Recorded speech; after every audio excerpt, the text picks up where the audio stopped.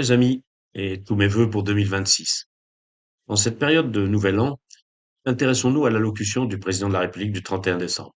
Rassurez-vous, je ne l'ai pas regardé.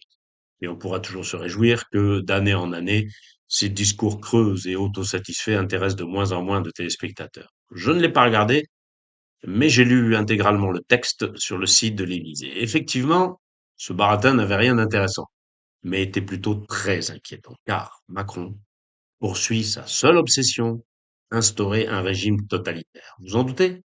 Écoutez bien ces deux phrases. Je cite. À la fin de l'année, quand le moment sera venu, s'ouvrira peu à peu la prochaine campagne pour l'élection présidentielle de 2027, la première à laquelle je ne participerai pas depuis 10 ans. Pour autant, je serai jusqu'à la dernière seconde au travail, tâchant chaque jour d'être à la hauteur du mandat que vous m'avez confié, et je ferai tout pour que l'élection présidentielle se déroule le plus sereinement possible, en particulier à l'abri de toute ingérence étrangère. Fin de citation. En bon français, ça signifie qu'il va pourrir la campagne, intervenir à tout bout de champ, et surtout inventer des ingérences russes, bien évidemment, pour que si le résultat ne lui convient pas, demander à ses copains du Conseil constitutionnel de l'invalider, comme ce fut remarquablement fait en Roumanie l'année dernière, enfin en fin 2021. Rappelons qu'à l'inverse, le général de Gaulle s'était éloigné en Irlande durant toute la campagne présidentielle de 1969. Que François Mitterrand s'était parfaitement mis en retrait en 1995, ne disant pas un seul mot, laissant le Premier ministre Édouard Balladur, candidat lui-même, gérer le pays. Jacques Chirac, lui, s'était contenté à la toute fin de la campagne de 2007 d'une courte phrase de soutien à Nicolas Sarkozy. Quant à François Hollande, fidèle à sa nature, il a joué les parfaits hypocrites en alimentant chaque jour les médias des pots de banane qui ont fait chuter François Fillon au profit de son protégé. Macron, lui, fera exactement la même chose, mais on pourra toujours lui accorder que lui au moins le fera au grand jour. Mais avant d'arriver à faire annuler une élection qui ne lui plaît pas, Macron a prévu autre chose dans cette autre phrase. Je cite encore. Nous protégerons nos enfants et nos adolescents des réseaux sociaux et des écrans. Fin de citation. Il va donc continuer à faire pression sur le Parlement, avec naturellement l'appui des idiots utiles du parti Les Républicains, pour tenter de faire passer un texte élargissant la censure. Enfin, Macron n'a pas renoncé non plus à sa lubie obsessionnelle, puisqu'il veut absolument tuer les vieux et les malades sous prétexte de, je cite, fin de vie dans la dignité. Le pays s'effondre, il est au bord de la faillite, les gens se font trucider dans les transports en commun, la France se fait injurier et humilier par l'Algérie, la France s'est fait expulser d'à peu près tous les pays d'Afrique, les agriculteurs se font décimer leurs troupeaux, les jeunes ne savent plus ni lire ni écrire, et Macron, pendant ce temps-là, n'a d'autre préoccupation que de tuer les vieux et les malades et de saboter les élections pour que son successeur poursuive ce travail de destruction du pays.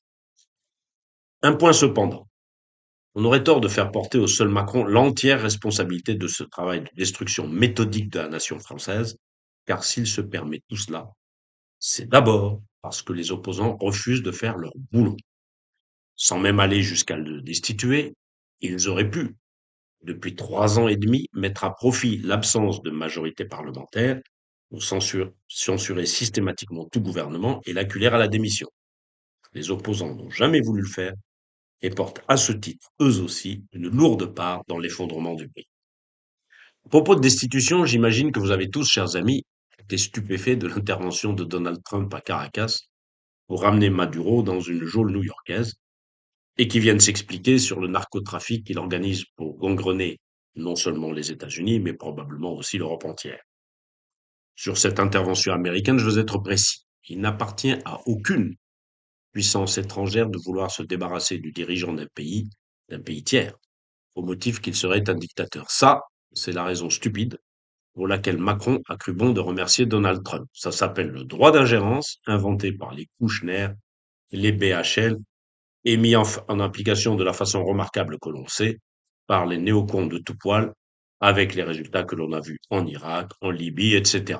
Que Maduro soit un dictateur, c'est le problème des Vénézuéliens, à eux de le régler.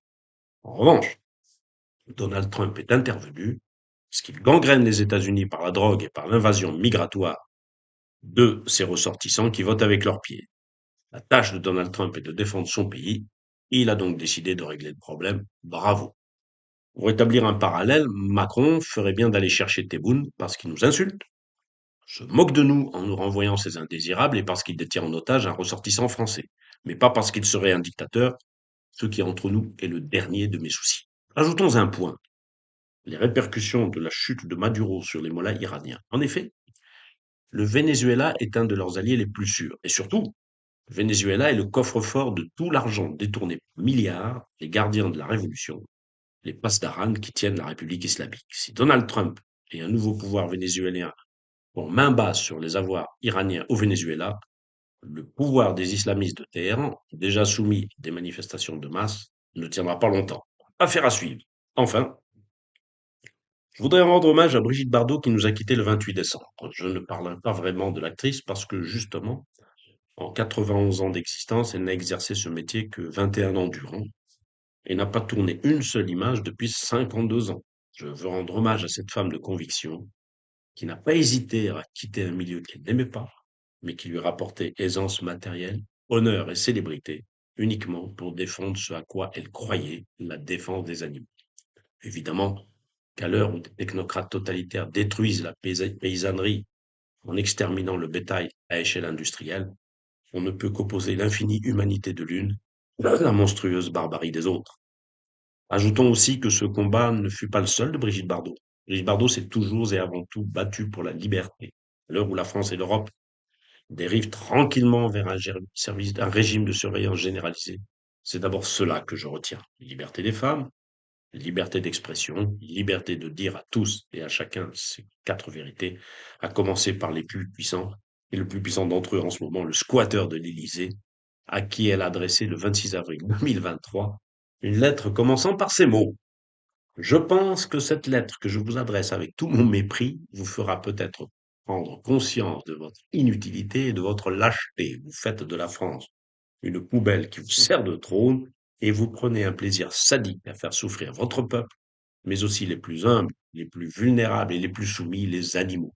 Toute la suite est à l'avenant et tout aussi réjouissant, comparé avec la déférence des prétendus opposants qui ont abdiqué tout pouvoir.